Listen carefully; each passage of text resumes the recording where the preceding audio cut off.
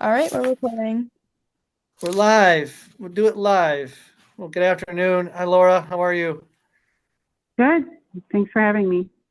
Yeah, thanks for coming on today. And, looking forward to talking to you all things credit, all things banking, all things how to buy a company, how to work with a bank. We just really want, your experience and to hear from you. I'll ask you a bunch of questions about, lending and, how buyers and sellers even can kind of prep their company to be ready. But to set the stage, we have Laura Manuel here, and she's again, I want to speak for Laura, but an credit executive at KeyBank. And Laura, tell us a little bit about yourself, your background, who you are, and what you do.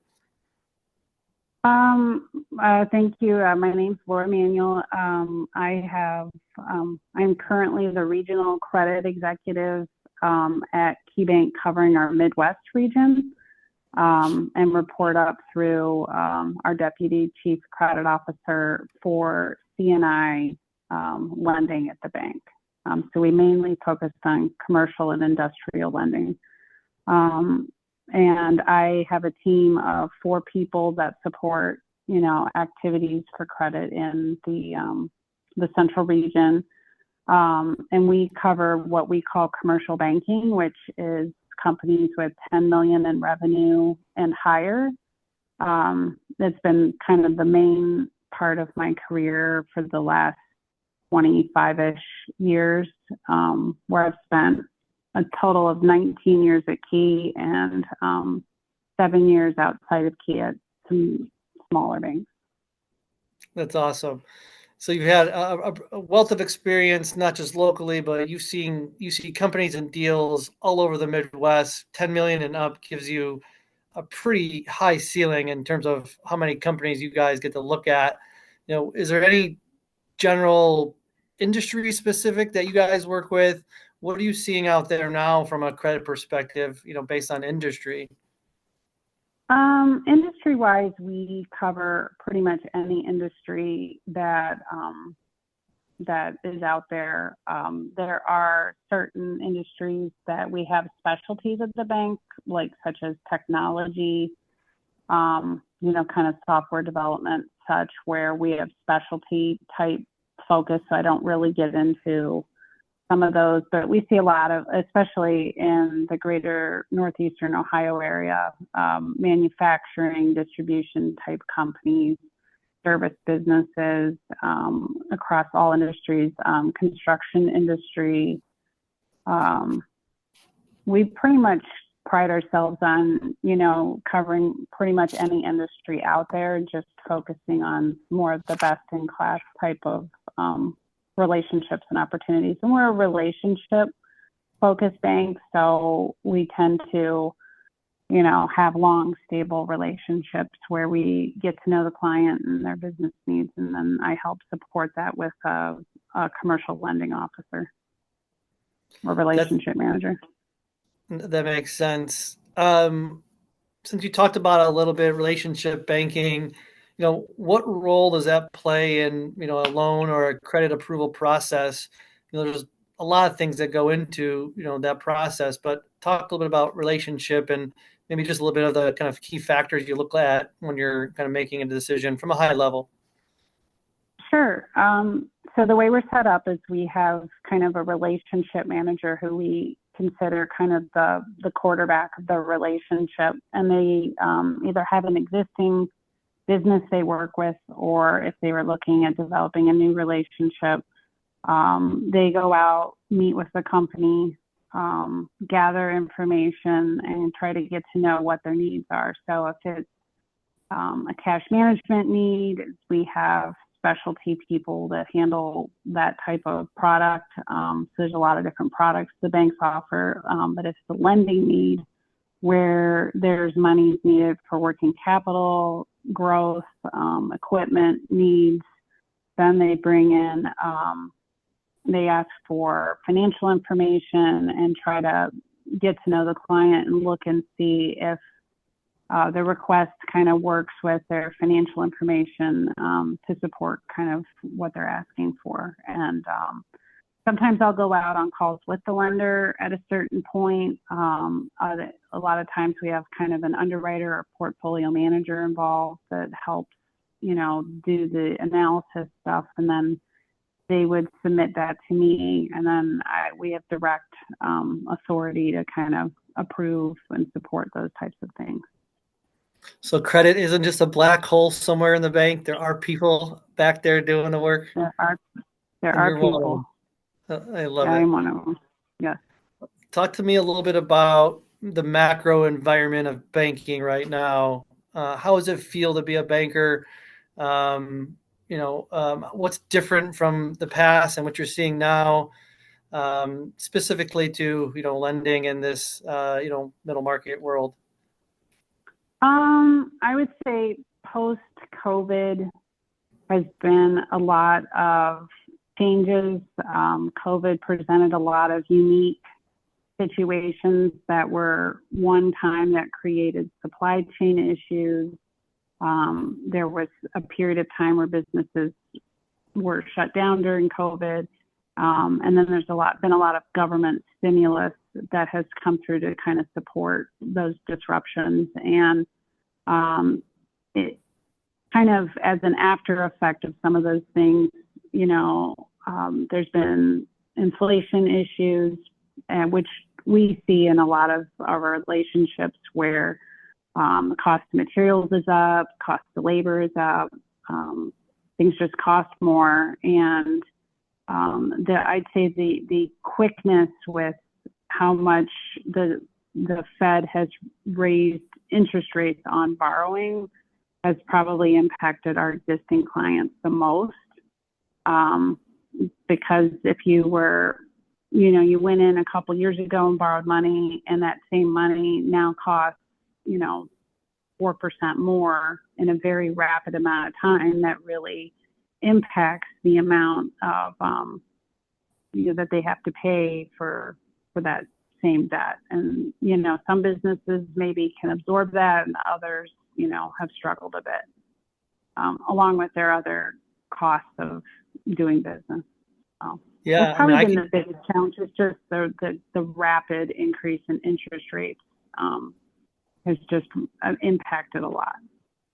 Yeah, I could feel that on the M&A side, especially valuations. You're borrowing money to buy a company, at, a lot of the deals that I look at have SBA involved, and you're at prime plus 2%, north of 10%, it's like back in my day as a lender, I could never believe a rate to be that high, right? We were always competing the other way. Now that you talked about it just a little bit, interest rates, they escalated pretty quickly. Looks like they're unraveling quite slowly.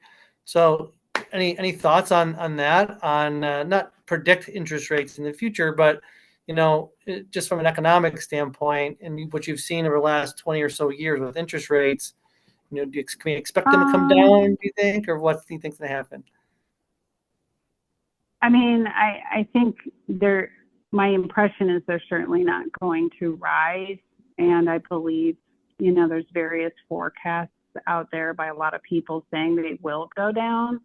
But it definitely seems like there's a push-pull as it relates to inflation to kind of keep, that in line. And, there's Wall Street wants them to go down. It certainly helps the economy when borrowing is lower, because you could theoretically lend more money, because it, for every time you lower the rates, it does help spur on the economy. But, whether or not that happens at a rapid rate, or it just seems it probably will be a little graduated, but it's definitely moving in a more positive direction than it did in the last 2 to 3 years, which is good. Yeah, we tend to, when we lend money out, we tend to sensitize rates. So, on my end, you would kind of go more conservative and say, hey, if rates go up. So, it's a lot easier now to sensitize things when we don't really expect like a lot of upward rate pressure. So, yeah. So specifically for, buyers who are out here looking at deals and looking to acquire, maybe your recommendation is don't desensitize a rate. Stay conservative. If anything, consider looking at them going back up again, because that's kind of the mindset of the bank. Really, is just be conservative and consider what could be the worst case scenario, right?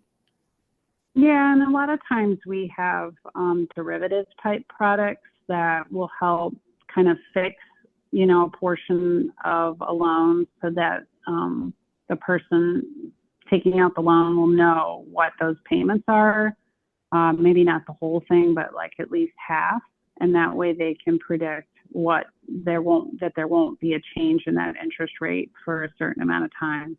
And that way it takes out some of the volatility by doing that. Yeah, it's awesome. Tell me a little bit about what mistakes do you see companies making that might be the difference between getting credit or not, and whether it's for them to, let's say, acquire another company, or kind of just within the context of like an M&A deal. What makes a good deal and what makes a bad deal? I mean, I would say a good deal. I'm a information junkie, so I would say having the right quality and quantity of information that can both look back historically at what you're doing and look forward to what you expect of that transaction, with a lot of assumptions and detail is kind of the base case, and then having a company think through like, well, what if this didn't go well? What if that didn't go well? And have a lot of times we'll get kind of base case, you might get a best case, and you might get a worst case. But it shows kind of what what the person buying that company is thinking of when they go into a transaction, like what they expect financially.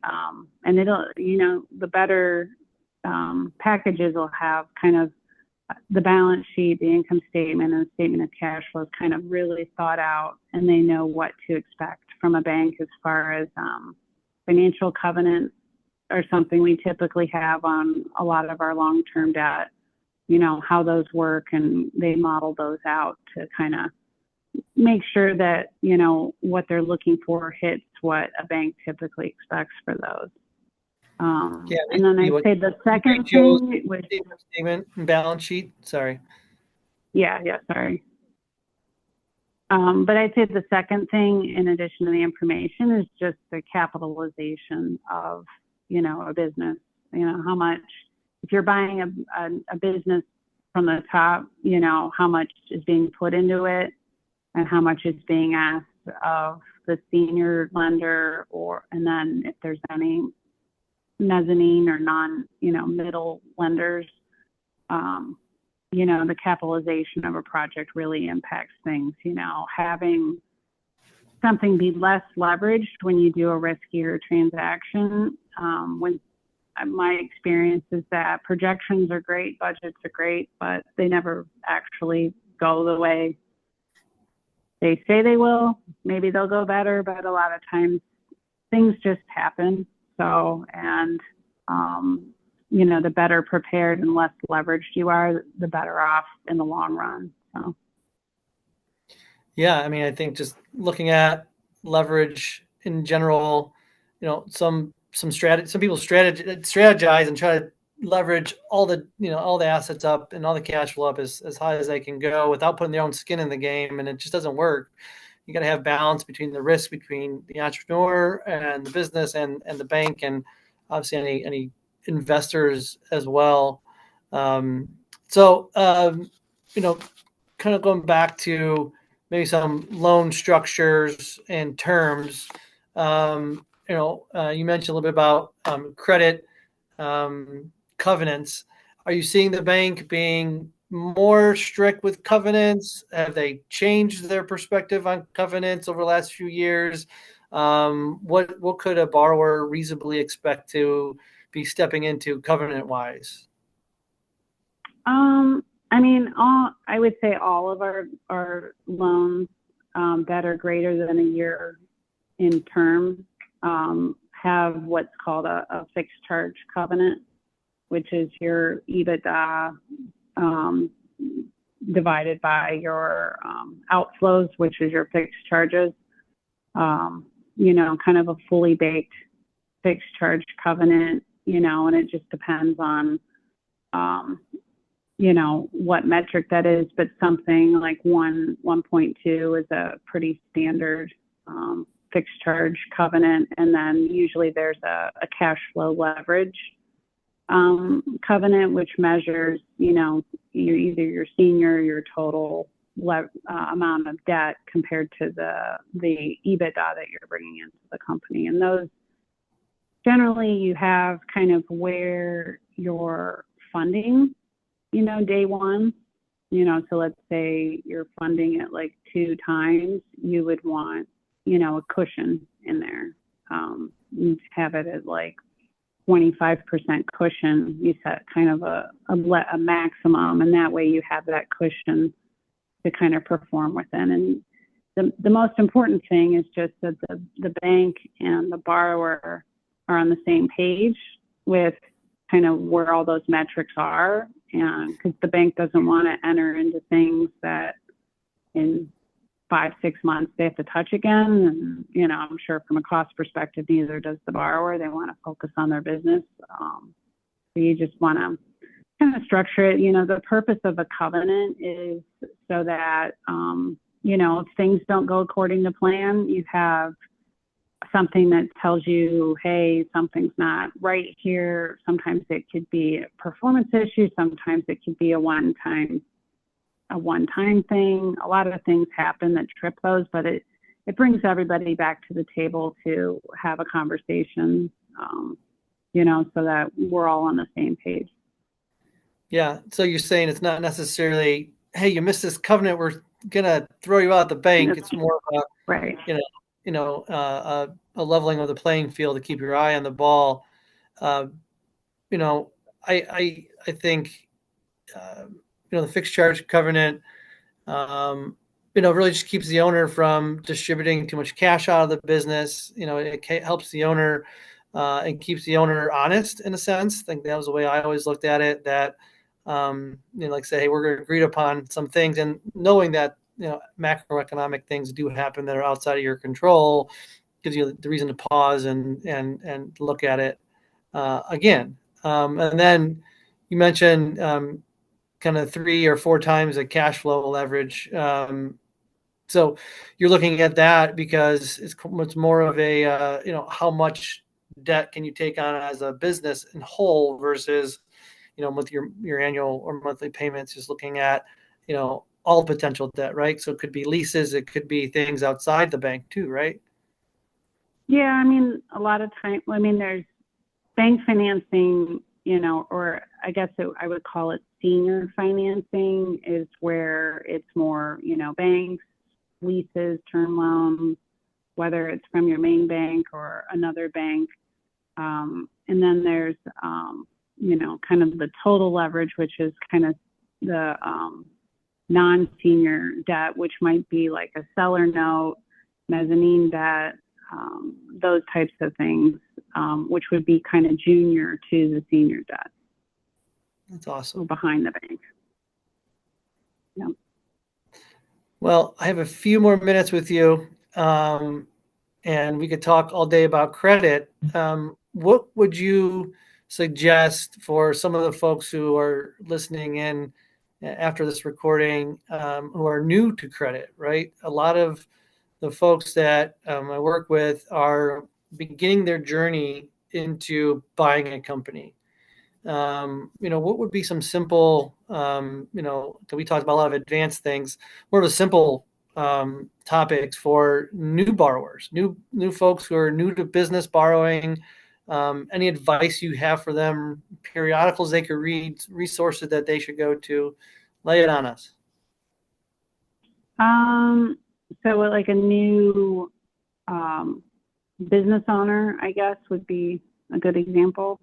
Yeah, maybe an entrepreneur, who's looking to acquire their first company. something like that? Well, if it's the first time and it's a smaller business, I certainly advocate using our small business association type government guarantees. It's a wonderful program that that all banks support to help businesses gain access to money to help them purchase a company. If it's a bigger company, really it's having the right type of capital behind them and having a plan for that.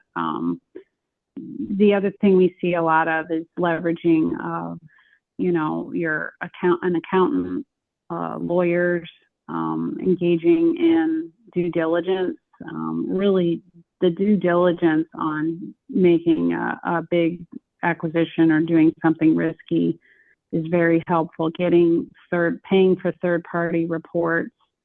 A lot of times, we'll see, some companies, not want to spend the money to pay for those types of things, but whether it be related to real estate, to research the environmental stuff, or it be like a quality of earnings, which can help really look into a business's cash flow, or a field audit, which can really look at a business's assets. And while those things seem like, oh, the bank's making me do that, they really can help someone from a third party perspective, get a very clean upfront look at what's going on in a business that you might not get from just doing looking at a financial statement, or looking at someone's financial statement.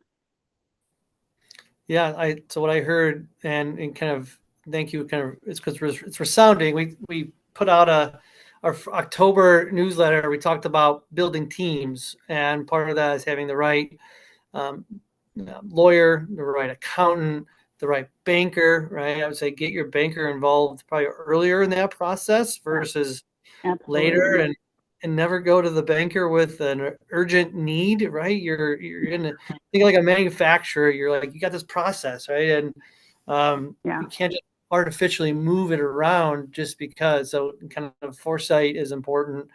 You mentioned field exams and quality of earnings, things that business owners are typically not thinking about. But I've seen firsthand those save folks money. Think of it like just your trust but verifying, and it's not for your detriment. It's just to make sure that there's no gaping holes out there that you can fall into as a business owner after the fact.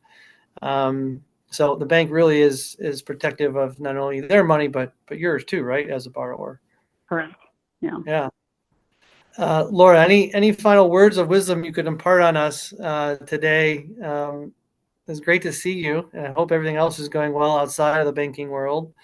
But leave us with some good, positive words of encouragement for borrowers out there, big and small.